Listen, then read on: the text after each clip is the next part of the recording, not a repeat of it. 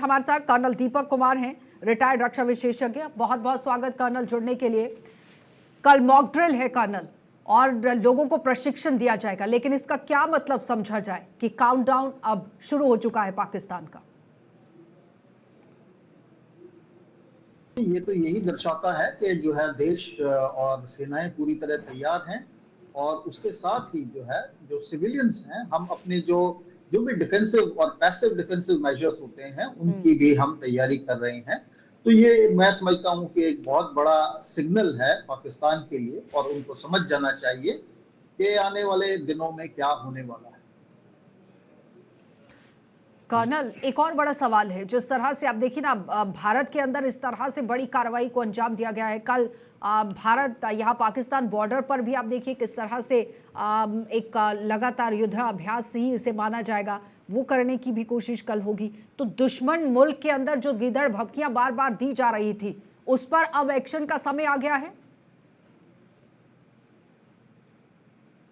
जी, जो ये कार्रवाइयां जो हो रही हैं उससे यही लगता है कि हम दोनों तरीके से अपने आप को तैयार कर रहे हैं।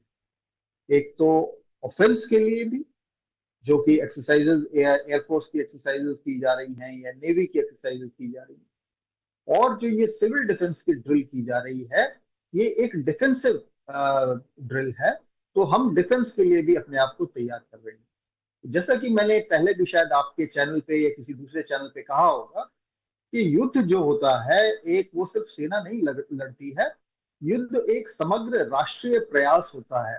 तो उसमें राष्ट्र के सभी तबके, सभी जो है देश के सभी जो है ऑर्गन्स, वो हिस्सा लेते हैं। तो ये जो है सिटीजन्स के लिए बहुत जरूरी है कि इस प्रकार की कवायद हो, और उनको पता हो कि जो है कम्युनिटी में जहां वो रहते हैं, अगर जो है पहले तो एयर रेड का सायरन होता है। वो दो तरीके के सायरन होते हैं। कौन से सायरन का क्या मतलब है? एक सायरन होता है जो छोटा छोटा बार बार रिपीट होता है, साइक्लिंग जिसे कहते हैं। उसका मतलब होता है कि हवाई हमला होने का अंदेशा है, और उनको जो भी डिफेंसिव मेजर्स लेने हैं, खास करके बिल्डिंग्स को जो है, और जो ऊंची हाई राइज बिल्डिंग्स हैं उनको छोड़ देना है। तो इस सब की तैयारी की जाती है।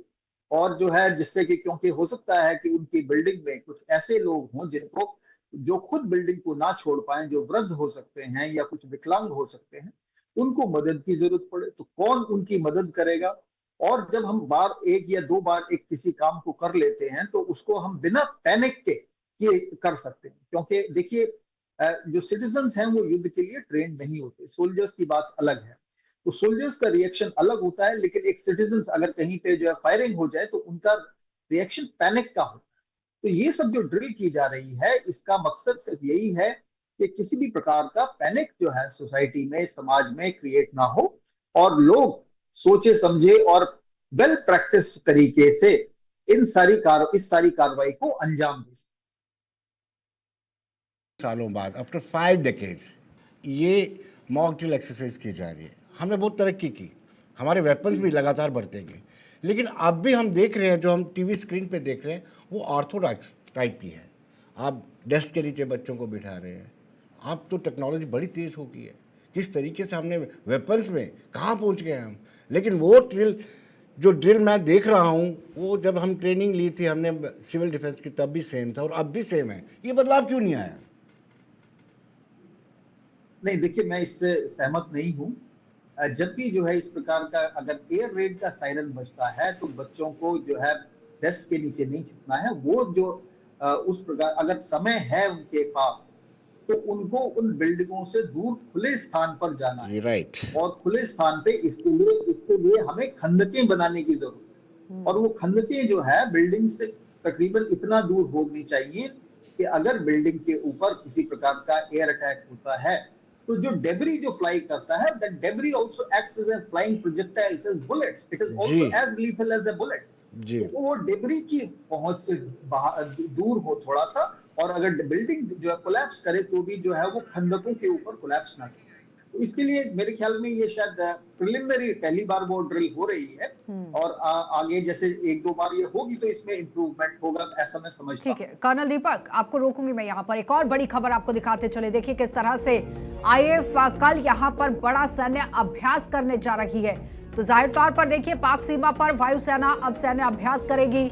हवाई अभ्यास के लिए नोटाम जारी कर दिया गया है। एक तरफ मॉक ड्रिल, दूसरी तरफ आईएएफ यहां पर अभ्यास करेगी।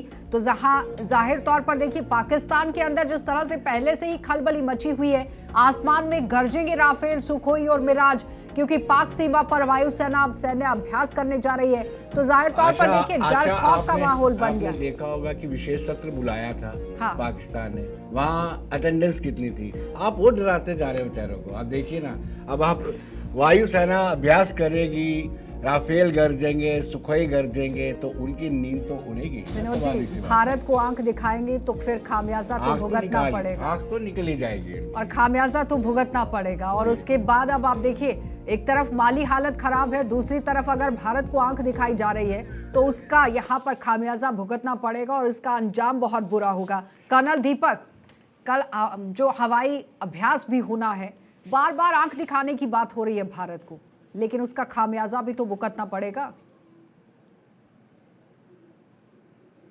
जी हाँ, बिल्कुल। देखिए, ये तो जो रेट्रिब्यूशन तो होगा ही, और जो there is a concept of retributive justice also ना, which calls for punishment which is proportionate to the severity of the offence, है ना। तो जिस तरीके का जो है कुकृत्य, जघन्य अपराध उन्होंने किया है, तो उसका जो है उसको फल तो जो है मिलेगा ही। कहते हैं ना कि you get what you deserve. तो यही जो है क्या कहते हैं, उनको फल तो भोगना ही पड़ेगा। और मुझे याद आ रहा है इसी से एक फ्रेंच साइकोलॉजिस्ट और वो पॉलिटिकल थ्योरिस्ट हुए हैं, उन्होंने कहा है कि रेट्रिब्यूटिव violence is in certain scenarios can be both redemptive as well as therapeutic। तो ये तो जो है मेरे ख्याल में, मैं इसको इस तरीके से देखता हूं कि जो लोग जो उसमें जिस वक्त ये हमला हुआ होगा, जिनके माथे पर बंदूक तानी गई हो, क्योंकि वो सारे मासूम सिविलियन थे, they are not trained soldiers, तो उनके मन में, उनकी आंखों में भय होगा। उनके जो परिवार वाले जो उनके साथ थे, उनके तो कर्नल दीपक, बिल्कुल बगल में, प्रधानमंत्री की तरफ से भी उनकी कहा आंखों गया में भी कि भय आप जो रहा चाहते होगा। हैं वैसा होगा। गृह मंत्री ने कहा कि घर के अंदर घुसकर मारेंगे। और ये जो भय है, हाँ, ये जो भय है, इसका बदला तो लिया जाना चाहिए। और यही कारण है कि ये भय ही जो है देश अब पाकिस्तान की लीडरशिप की आंखों में देखना चाहता है। जो खास आसिफ ख्वाजा कह रहे हैं, जो उनके इंफॉर्मेशन मिनिस्टर कह रहे हैं, और जो उनके जनरल जो रिजाइन करके जा रहे हैं फौज से, ये भय हम उनकी आंखों में देखना चाहते हैं। अगर मैं ये कहूं तो ये कोई बहुत ज्यादती नहीं है। मैं आई एम नॉट। कर्नल दीपक, क्या आप इस मॉक ड्रिल से क्या उनको और अलर्ट कर रहे हैं? दूसरी बड़ी बात यह कि इस मॉक ड्रिल का कहीं मकसद ये तो नहीं है कि प्रत्येक नागरिक को इस युद्ध में शामिल करने वाली बात हो कि आप भी इसका हिस्सा हैं, आप राष्ट्रभक्त हैं, आपको देश के लिए इसमें शामिल होना चाहिए, उसकी शमूलियत होनी चाहिए। बिल्कुल, आपने जो बिल्कुल जितनी भी बातें कही, मैं उससे बिल्कुल इत्तेफाक रखता हूँ। देखिए, जैसे कि मैंने कहा कि जो है युद्ध जो है एक समग्र राष्ट्रीय प्रयास होता है, सेना का ही नहीं। और इससे इस प्रकार की ड्रिल से जो है ना, एक कम्युनिटी की फीलिंग आती है, एक अनुशासन का जज्बा बढ़ता है, जिसकी कि मैं समझता हूं कि हमारे देश में अनुशासन की तो बहुत ही कमी है, बहुत ज्यादा जरूरत है हमें अनुशासन की, है ना। हालांकि ये वक्त नहीं है ऐसी बात करने का, लेकिन और एक देशभक्ति का जज्बा भी बढ़ता है। तो ये सारी चीजें जो है, ये तो है ही है इसका जो है मकसद। लेकिन ये एक बड़ा ही क्लियर मैसेज जो है पाकिस्तान को जा रहा है। लेकिन कर्नल दीपक, अगर हम पाकिस्तान की बात करें तो पाकिस्तान के अंदर, सरकार के अंदर भी देखिए कलह मची हुई है, जनता के बीच में भी मतभेद हैं। अलग अलग जगह जो है पाकिस्तान के अंदर, चाहे वो पख्तूनख्वा है, बलूच है, सिंध पाकिस्तान है, वहाँ पर भी इस तरह से खलबली है। लेकिन भारत अगर एकजुट होकर एक संदेश देता है, जिसमें भारत ने कहा, प्रधानमंत्री ने ये कहा कि हथियारों की ही सिर्फ पावर नहीं है हमारे पास, एकता की भी पावर है, वो कल दिखेगी। जी हाँ, देखिए, हथियारों की और एकता की, और इसके अलावा मैं तो कहूंगा कि हमारे साथ जो है मोरालिटी की भी पावर है, हमारे साथ जो है एक नैतिकता की भी पावर है। तो इसमें तो कोई शक नहीं है। जो प्रधानमंत्री ने जो कहा है, मैं उनकी बात से पूरी तरह कैसे इत्तेफाक रखता हूँ। नहीं कर्नल दीपक, हमने 71 में देखा था, अच्छी खासी जीत हुई थी हमारी, 93,000 उनके सैनिकों ने सरेंडर किया था। और उसके बाद जो शिमला समझौता हुआ, अब बदला हुआ देश है 2014 के बाद। अगर ऐसी समझौतों की जरूरत पड़ी तो मुझे लगता है कि इस बार भारत कुछ और ही तेवर दिखाएगा। 72 का समझौता है, शिमला समझौता, और अब अगर होता है, देखिए ये तो कोई शक नहीं कि ये बदला हुआ भारत है। ये भारत जो है ज्यादा बहुत उन्नत है, इकोनॉमिकली भी, मिलिटरीली भी और पॉलिटिकली, डिप्लोमेटिकली, हर तरीके से। और हम जो है एक जो पुरानी जो मानसिकता थी, एक जो है कॉम्प्लेक्स ऑफ इंफीरियोरिटी, बिकॉज क्या है कि हम करीब 1000 साल तक जो है हम गुलाम रहे, ये देश गुलाम रहा। और उसके बाद जो खास करके जब अंग्रेजों ने छोड़ा तो हमें एक जो है उससे पहले एक फीलिंग ऑफ इंफीरियोरिटी थी कि जो भी इंडियन है, जो भी हिंदुस्तानी है, वो इंफीरियर है, और जो विदेशी है वो अच्छा है। जो विदेशी, जो वेस्टर्न वर्ल्ड बताते हैं, जो वो बता रहे हैं आपको, वो आप उसको फॉलो करें। मतलब एक वक्त ये भी था कि एक बालों में लगाने वाली जो क्लिप भी होती थी, अगर वो विदेशी होती थी तो हम कहते थे ये इम्पोर्टेड है, बहुत बढ़िया है। तो वो एक जो है हमारा जो सबऑर्डिनेशन था ना, मानसिक, ये इंटेलेक्चुअल सबऑर्डिनेशन जो था, उसको दिखाता है। तो कर्नल आज तो दीपक, स्थिति उसके एक बिल्कुल सेक्रेटरी जनरल 180 जो डिग्री कि विपरीत। यूनाइटेड नेशन सिक्योरिटी काउंसिल की, वो कह रहे थे कि ठीक है, निंदा करते हैं हम जो पहलगाम के अंदर हुआ, लेकिन दोनों देशों को आर्मी का यूज नहीं करना चाहिए, वेपन का यूज नहीं करना चाहिए, बैठकर बात करनी चाहिए। एक बात। दूसरी ये कि जियो पॉलिटिक्स का शिकार हुए बिना इस बड़ी कार्रवाई को अंजाम देना जरूरी है कि नहीं? देखिए, जो UN secretary general Antonio Guterres ने कहा, उनकी बात हमने सुन ली है और हम उसका धन्यवाद करते हैं। बस मैं कहूंगा इससे ज्यादा और कुछ कहने की जरूरत, इस पर टिप्पणी करने की आवश्यकता नहीं। और लेकिन कल दीपक, सवाल यह है कि पाकिस्तान को सपोर्ट मिला है यूनाइटेड नेशन सिक्योरिटी काउंसिल की मीटिंग से, या फिर वहां भी उनको मुंह की खानी पड़ी है? नहीं, जो लेटेस्ट जो special session United Nations security council का था, उसमें तो उनको काफी अच्छी खासी लताड़ पड़ी है मेरे ख्याल से जी। और उनसे ये कहा गया है कि ये जो आप फॉल्स फ्लैग का जो है रोना रोते हैं, ये सब झूठ है, हमने बहुत पहले भी कई बार देख लिया है। और उनसे ये खास तौर पे जो है उनसे पॉइंटेड ये सवाल पूछे गए हैं कि आपका जैश मोहम्मद से क्या रिश्ता है, आपका लश्कर तैयबा से क्या रिश्ता है, आपका टीआरएफ से क्या रिश्ता है। तो इस तरीके के सवाल उनसे पूछे गए हैं और मेरे ख्याल से जो है उनकी एक तरीके से मैं ये कहूंगा कि ये डिप्लोमेटिक स्तर पर उनको जो है मुंह की खानी पड़ी। बिल्कुल, जवाब मांगा गया लेकिन जवाब नहीं था। एक और बड़ी खबर दिखाते चले। देखिए, दिल्ली में आज हाई लेवल मीटिंग हुई है और गृह मंत्रालय में ये मीटिंग की गई है। मॉक ड्रिल की तैयारियों को लेकर, समीक्षा को लेकर ये मीटिंग हुई है। मुख्य सचिव, सिविल डिफेंस चीफ, कई अधिकारी वहां पर इस मीटिंग के अंदर मौजूद रहे और दिल्ली में गृह मंत्रालय में आज यहां पर हाई लेवल की ये मीटिंग हुई, जो कि मॉक ड्रिल की तैयारियों की समीक्षा मंथन इस पर हुआ है। और राज्यों के अंदर मुख्य सचिव, सिविल डिफेंस चीफ समेत हाई रैंक के जो ऑफिसर हैं वो भी यहां पर मौजूद रहे थे। और आप देखिए किस तरह से एक लंबा मंथन चला है कि कैसे संवेदनशील इलाकों के अंदर ये मॉक ड्रिल होनी चाहिए, लोगों को जानकारी यहां पर दी जानी चाहिए। कर्नल दीपक, सीधा आप ही के पास कि जिस तरह से आप देखिए ना, मीटिंग्स का दौर शुरू किया गया, हाई लेवल मीटिंग्स हुई कि कैसे मॉक ड्रिल को यहां अंजाम देना है और जनता का साथ जुटाना है, लेकिन सबसे बड़ी बात कि जनता को जागरूक करना था। जी हाँ, जनता को जागरूक करना है और पूरे देश को एक साथ लेना है कि जो भी हम जो है राष्ट्रीय स्तर पर कर रहे हैं, उसमें हर एक प्रत्येक नागरिक का जो है प्रयास सम्मिलित है। तो ये भी जो है जो है पूरे नागरिकों को, पूरे देश को बताना बहुत जरूरी है। और इसके अलावा देखिए, और भी बहुत सारे जो है कोऑर्डिनेशन के इशू होते हैं। ये जो मीटिंग्स इस प्रकार की जाती हैं, उसमें इंटरनल सिक्योरिटी से रिलेटेड और भी बहुत सारे जो है इश्यूज हैं जिनको जो है फाइन ट्यून किया जाता है, ड्रिल्स को कोऑर्डिनेट किया जाता है। और भी बहुत सारे डिपार्टमेंट्स इसमें जो है शामिल हो जाते हैं। मतलब सिर्फ गृह मंत्रालय ही नहीं, इसमें रेल मंत्रालय भी शामिल हो जाएगा, इसमें जो है रोडवेज, जो स्टेट रोड ट्रांसपोर्ट कॉर्पोरेशन से वो भी शामिल हो जाएंगे। और इसमें जो है जितनी भी मेडिकल डिपार्टमेंट्स हैं, हेल्थ डिपार्टमेंट्स हैं स्टेट्स के, वो सब भी शामिल होंगे। उनको भी जो है अपनी एसओपीज बनाने के लिए, अपनी तैयारी करने के लिए उनको बताया जाता है। कल दीपक, क्या यूनाइटेड नेशन, मैं एक बार फिर सवाल पूछूंगा, यूनाइटेड नेशन यूएनओ का रेलेवेंस अभी बचा है। बड़ी कंट्रीज तो उसको मानती नहीं है। जी हाँ, देखिए इस सवाल का जो है हाँ या ना में जवाब तो नहीं हो सकता कि उसका रेलेवेंस बचा है या नहीं। लेकिन मैं ये जरूर कह सकता हूं कि यूनाइटेड नेशंस जो आज है वो आज की सच्चाई को, आज की जियोपॉलिटिकल रियलिटीज को रिफ्लेक्ट नहीं करता है। बिल्कुल। यूनाइटेड नेशंस का खास करके सबसे सबसे जो इम्पोर्टेंट और पावरफुल वो जो अंग है वो है यूनाइटेड नेशन सिक्योरिटी काउंसिल, जो कि second world war, post second world war की जो जियोपॉलिटिकल रियलिटी थी उसको रिप्रेजेंट करता है, ठीक है। क्योंकि उसमें जो है एक और बड़ी भारत खबर का आपको जो दिखाते सबसे चले।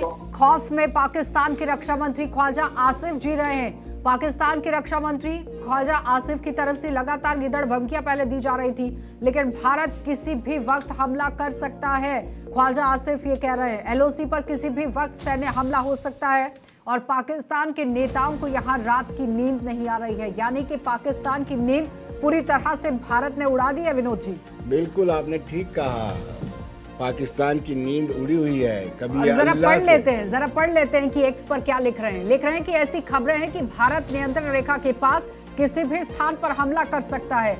इस दौरान उन्होंने ये भी कह दिया कि अगर भारत ने ऐसा किया तो इसका मुंहतोड़ जवाब दिया जाएगा। तो भारत ने क्या यहाँ पर जो अपने पास पूरा सामान रखा हुआ है वो सिर्फ क्या दिवाली के लिए रखा हुआ है? अगर पाकिस्तान इस तरह से बड़ी बड़ी धमकियां देता है तो क्या उसके बाद उसे यहाँ पर आशा, ये कार्रवाई वही को अंजाम ख्वाजा को है लेकर जो नहीं बार बार दबाना दुआ पड़ेगा? मांग रहे थे, हाथ उठा करके अल्लाह मियाँ से दुआ मांग रहे थे कि युद्ध ना हो, और आज आंख दिखा रहे हैं। कभी ये कहते हैं कि अगर सिंधु रिवर पर कोई डैम बनता है तो वहां पर जाकर के हमला करें। औकात देख लीजिए, गिरेबाज झांक लीजिए अपना। बिल्कुल। और जब जंग जैसे हालात अभी सिर्फ बने ही थे, मुंह से कुछ नहीं बोला गया है भारत की तरफ से, तभी इतना डर और खौफ है। और अगर भारत की तरफ से एक्शन होता है तो क्या हाल होगा पाकिस्तान का, आशा, इनका ये क्या तो है? ऊपर वाला ही इन्होंने जानता है। इन्होंने तो अपने बच्चे अब्रॉड में भेज दिया, इनका क्या है? इनके लिए जनता कीड़े मकोड़े की तरह है। अब पाकिस्तान की जनता को सोचने की जरूरत है कि कैसी सरकार को चुनकर बिठाया गया है। बलूच के लोगों को सोचने की जरूरत है कि पाकिस्तान के अंदर क्या कर रहे हैं। सिंध पंजाब के लोगों को सोचने की जरूरत है। कर्नल दीपक के पास चलेंगे। चलिए, कर्नल दीपक जी जी विनोद। कर्नल दीपक, सवाल ये उठता है कि जब एक अवसर था कि यूनाइटेड नेशन सिक्योरिटी काउंसिल में परमानेंट मेंबर भारत को बनाया जा रहा था, ये प्लेट में चाइना को क्यों दे दिया गया? है ना, गलतियां तो कुछ की हैं। ये तो जो है मैं कहूंगा कि मतलब माजी की बातें हैं, माजी को माजी रहने दें। लेकिन जैसे कि मैंने कहा कि यूनाइटेड नेशन सिक्योरिटी काउंसिल जो है आज की जो जियोपॉलिटिकल रियलिटी है और उसको रिफ्लेक्ट नहीं करती, और भारत को इसकी कोशिश करनी चाहिए कि जो है यूनाइटेड नेशन सिक्योरिटी काउंसिल का एक्सपेंशन हो और उसको भारत में उसके जो है इकोनॉमिक और जो है जियोपॉलिटिकल दर्जे के मुताबिक उसको जो है एक रोल मिले, चाहे वो परमानेंट हो या टेम्परेरी हो या विदाउट वीटो हो या विद वीटो, वो एक अलग जो है चर्चा का विषय है, उस पर एक लंबी चर्चा की जा सकती है। कर्नल दीपक, एक अहम सवाल, मुनीर ने जिस तरह से भाषण दिया और उसके बाद इतनी बड़ी कार्रवाई हुई, लेकिन उसके बाद अंडरग्राउंड अपनी फैमिली को अब्रॉड भेज दिया गया, तो क्या समझा जाए कि फौज के सर पर इस तरह से जंग को जीता जाएगा? जो फौज सिर्फ और सिर्फ राजनीति में लगी रहती है और आज तक कभी कोई युद्ध नहीं जीता है। देखिए, पाकिस्तान की जो फौज है ना, वो एक जो है कमर्शियल एंटरप्राइज है, ठीक है। They always find a cause to rent.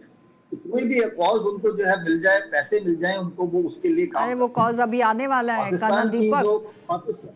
जो जैसे कि अमेरिका ने उनको एक कॉज दिया कि सोवियत यूनियन के लिए जो है के खिलाफ जो है अफगानिस्तान में हमें युद्ध छेड़ना है, अमेरिका कॉज अमेरिका का। अब उसको जो है उन्होंने एक चूर्ण बना के पूरे इस्लामिक वर्ल्ड में बेचा कि जिहाद करनी है, इस्लामिक जिहाद करनी है। और दुनिया के एक आखिरी सवाल कर्नल दीपक कि ईरान जो मदद की बात कर रहा है, मध्यस्थता की बात कर रहा है, कितना भरोसा किया जाए? 65 के दौरान, उसके बाद 47 में जब पाकिस्तान अलग हुआ, उस वक्त के हालात, जब ईरान ने जो कार्रवाई की, फिर 71 में जो किया, भरोसा कैसे किया जाएगा कि आप मध्यस्थता कर रहे हैं? मांग कोई नहीं रहा है लेकिन फिर भी आप कर रहे हैं। देखिए, भारत ने तो हमेशा कहा है कि कश्मीर का मुद्दा है या और भी कोई मुद्दा है जो वो जो है बायलैटरल है, हमें किसी की मध्यस्थता की जरूरत नहीं है। हमने यूएन की मध्यस्थता स्वीकार नहीं की तो ईरान की मध्यस्थता का सवाल नहीं। लेकिन ठीक। दूसरी बात जो आपने जो बात बड़ा ये अहम मुद्दा है और ये कई बात जो है आज पिछले 1-2 दिन में उठ रहा है। देखिए, ईरान का भारत के साथ जो है ना तो कोई बॉर्डर है, ना कोई उनका जो है कोई इस प्रकार का झगड़ा है, बल्कि ईरान का भारत के साथ बड़े अच्छे रिश्ते हैं। इसके 2 कारण हैं। ईरान जो है एक शिया इस्लाम पर बेस्ड एक थियोक्रेसी है। शिया जो है पूरी दुनिया में जहां पे भी, चाहे इस्लामिक मुल्क हैं चाहे गैर इस्लामिक मुल्क है, वहां पे माइनॉरिटी है, वो 15 से 20%। जो इस्लामिक मुल्क हैं वहां पर भी शियाओं के ऊपर जो है जुल्म किया जाता है। पाकिस्तान में उनके मस्जिदों पर आत्मघाती हमले होते हैं, सुसाइड बॉम्बिंग होती है। उनके जो ताजिए के ये मुहर्रम के जुलूस निकलते हैं, उनपे जो है हैंड ग्रेनेड फेंके जाते हैं। लेकिन भारत में कभी जो है शियाओं का इस प्रकार से जो है दमन नहीं कर पाए जो सुन्नी मुसलमान है। तो ये इससे जो है जो ईरान है और लेकिन कर्नल भारत के दीपक, रिश्ते वो हैं, समय उस भी पे नहीं भुलाया जा बहुत सकता है कि बहुत जब बहुत भारत ऐसा के है। साथ अच्छे से खड़े होने की बात हो रही थी, लेकिन अंदर से पूरी सपोर्ट पाकिस्तान को दी जाती थी, तो वो समय नहीं भूला जा सकता है। शिया और सुन्नी को लेकर ही सवाल है। पाकिस्तान के अंदर बाहुल में आप देखिए सुन्नी है और शिया की सरकार इस वक्त अगर ईरान के अंदर चलती है तो फिर वहां से तकरार हो सकती है, लेकिन भरोसा कैसे करेंगे, ये बड़ा सवाल रहेगा। बहुत बहुत धन्यवाद कर्नल दीपक जुड़ने के लिए। तो इस वक्त